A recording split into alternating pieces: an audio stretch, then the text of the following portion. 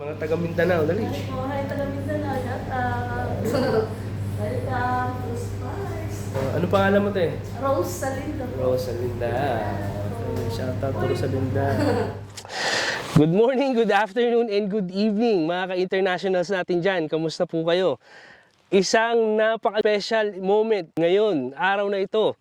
Nandito po kami sa Liwa, Abu Dhabi, na kung saan ginaganap ang Liwa Festival. So one of the attractions here is the Murib Dune, na kung saan it stands 300 meters high, 50-degree incline. Yan, diyan po nyo makikita yung mga malalakas na safari, Land Cruisers, minsan Tesla truck na nag-a-attempt i-conquer ang Murib Dunes. Yan. So ginaganap tong Liwa Festival every year, no? Between December 14 and January 4, 2025 this year. At isa sa aming kapitapitagan at gwapong napakagwapong guest natin ngayon. Napakatagal na po naming magkakilala, no? Ever since 2008, if I'm not mistaken, 2008, naka-attend pa siya sa isa sa aking photography workshop, Light Design Techniques 2009, na sponsored ng Nikon. Baka naman. Walang iba kundi ang ating Dune Master, Budol Master, off-road enthusiast.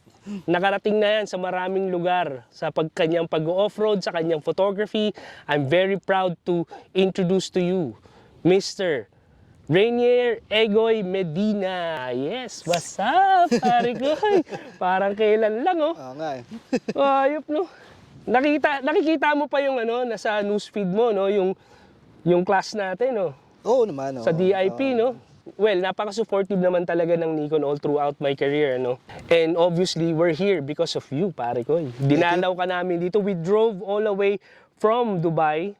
For 4 hours. 4 hours, at least 350 kilometers. Non-stop yun, ha? Walang break yun. Katulad po ng pambubudol ko sa inyo, umpisahan na natin. Sir, bakit Budol King? Bakit Budol King? Ne, ganito na lang, Rain. Pare ko, I'm so glad to see you. Thank you, thank you. Yan, I'm so glad to see you today. And I'm very proud na maging kaibigan mo. At andito tayo sa katulad nga ni ni Express ni Sir Dennis. Ibang chapter to ng buhay natin. Pagmumotor, di ba? So photography and then pagmumotor. And yun nga, you're here for your work, di ba? Yes. Work and pleasure. Work and pleasure, ika nga. Paano ka napunta sa pagmotor at paano ka napunta sa tambucho? Well, yung pagmumotor ever since nung nasa Pinas pa ako, nagmamotor na ako. Tapos natigil nung napunta ako sa Dubai. And then, yun nga, yung COVID, nag-decide ako na kumuha ng motor. And then, sakto, ang connecting link talaga namin lahat ni is si Raul. Kasi BMW user kami. Si Raul, oh. Si Raul lang namin. So, si Raul lang nagsabi na, mag-join ka rito. Shout out to Mr. Raul. So yun, nakilala ko si Dennis, si Mitch, tapos si Gary nandun, tsaka si... Hindi mo pa alam na nandun ako, no? Wala pa. Hindi mo pa alam, di ba? Royal Enfield pa yung gamit mo nun I think yung second ride yata. Second ride. Tsaka ka nagpunta na. Wow, bulaga! Hindi kasi, yun nga, no? Napakagaling na street photographer, outdoorsman. Ang galing magmaneho nito, parang nasa Sheikh Road lang. Pero lasing. Lasing. Ganon eh. Then, I was surprised yung capability ng FJ Cruiser, no? Astig. Hindi siya kagaya nung, well, you will claim the queen of the desert, Land Cruiser. Pero yung handling niya in comparison to FJ Cruiser talaga, wow, pare ko, astig. Experienced driver yung isang dune basher. When you see Rain how to manage the dunes himself. Yun. So, kailan ka dumating ng Dubai? Nag-Dubai ako 2006. 2006, 2006, right. yeah. 2006. Pero yung photography mo ever since? Photography since college. Since college. So ano ka, no? Film pa yan, Film film. pa. Film. Stig pare ko. Enough of photography. Andito tayo for Tambucho, no? This is Usapang Biyahero Tambucho Podcast, by the way. Well, yun nga, no? Usapang Biyahero. So, after a while, nakailang motor ka rin, ano? Kasi unang nakita kita, GS. GS. And then, Ngayon, dalawa lang. Dalawa, GS and Tenere. Tenere. so, sa ngayon, masasabi mo na ba ng favorite mo is Tenere? Tenere? Sa off-road, Tenere 700. Pero sa pagdating sa road, yung GS. GS, no? Wala pa rin tatalo sa GS. Actually, namimiss ko nga yung GS eh. Sa highway. Astig eh, no? Kasi nga ano eh, no? Ang tindi kasi ng Tenere, very agile, very yun nga, no, manageable when it comes to ayan, as you guys see, sa gitna ng kawalan, ang daming mga off-roaders dito kasi nga it's the time of the year. It's riding season. Kaya Riding and ganun. driving season. Riding and driving season. Ba't ka nga pala napunta rito? Ano nga pala yung ginagawa nyo ritong project? Meron kaming, nag-install kami ng mga projector dun sa Morid June. So, nag-projection map kami dun sa June. So, this is our second year na ginagawa namin siya. Wow. So, medyo masaya kasi unang-una, nagtatrabaho ka na, nakakapag-motor ka pa. Oh, dala mo nga yung Tenere. Sa ngayon, dala ko ngayon yung 4x4 ko. So, medyo It's mahirap. such a nice niche. Kasi nga, di ba, parang kung umpisahan mo, kung titignan mo, events, in and out, expo, ginawa nyo. Ano yung isa sa mga naging experience mo na hindi mo makakalimutan when it comes to doon nga sa career mo? I think nung nag-projection map ako yung mga nakakaintindi ng projection map. So, nagkaroon ako ng trabaho na nag-projection map ako sa eroplano. Wow! So, as in, yun yung pinaka... Hindi naman moving yung airplane, ha? Hindi. Ano lang yun? Hindi talaga makakalimutan yun. Ano lang yun? Stationary. Stationary, Pero, doon ako yun yung pinaka-highlight. Emirates. Hindi, Qatar. Yun yung pinaka-highlight ng... Sorry, Emirates, you need to hire this guy. So, well, Malaysia. Wow. So umattend kami ng karera, ang tawag dun is Rimba Raid. So purely off-road. Meron siyang tatlong class A, Class B, Class C. So doon ako sa Class B kasi 700cc. 700. Akala ko letter B. Yes. Yeah. Ang Class A, siya yung big bikes, yung mga GS. Class B, yung mga 700cc. And then Class C, yung 400. Grabe ang hirap kasi iba yung terrain natin dito. Dito, puro sand, wadis, rocks. Doon may jungle eh. Jungle, no? Iba yung terrain, ano? Iba yung terrain, iba yung klima, iba yung, alam mo yung pagka nasa gitna ka ng jungle, hindi ka makahinga kasi masyadong yung hangin. Yung hangin. Tapos, yun nga. Well, pagdating sa Tambucho, alam ko in a way na gusto mong mag-training talaga sa amin or nagte-training ka naman talaga, tinitraining mo yung mga interesado doon sa sa work. Kaso once lang, nawawala na after nung training. Nawawala na. Nadadala eh. Why is that? Hindi ko nga alam eh. Can you explain yourself? Simple lang naman yung terrain eh. Hindi ko nga alam. Alam ko naman kaya nga, di ba, pag sinabi mong simple lang, konti lang, Wala. expect mo na walang pupunta eh. Tandang-tanda ko yun eh. Actually, dinala ko nga tong mga to, sabi ko, sa palagay mo ba kung di ko kinaya, mag-uusap tayo ngayon? Ginanong ko pa sila. Wala eh, yun. Pinabot kaming siyam-siyam. Pero that's another story. It's another episode to tackle.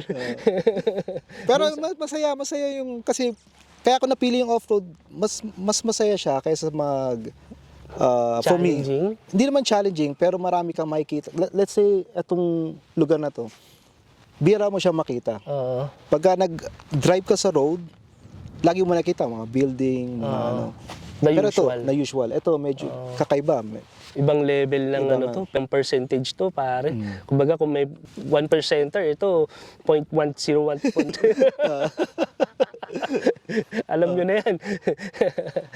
Alam mo ba na yung M, Okay. ng Tambucho. Dedicated sa'yo yan, pare. To. Bukod sa Medina yan, yung it's Twin Peaks. Mm. Oh, Mountain. mountain. Ah, Yan, to conquer.